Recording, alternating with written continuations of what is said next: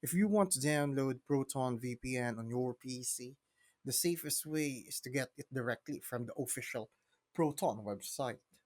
Open your browser and go to protonvpn.com, then click on Download and choose Windows as your platform.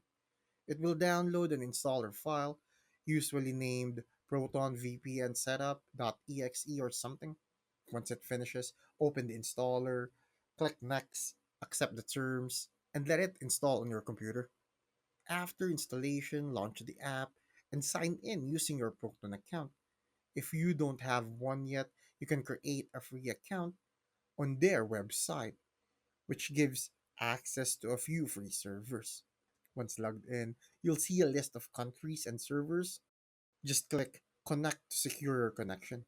If Windows blocks the installation, make sure you allow it through the security prompt, as Proton VPN is safe and verified. And in case the website is slow, avoid downloading from random third party links to prevent malware.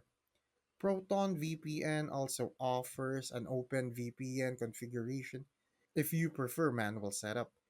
But for most users, the desktop app is the easiest and fastest option. Thanks for watching. Make sure to subscribe for more useful content.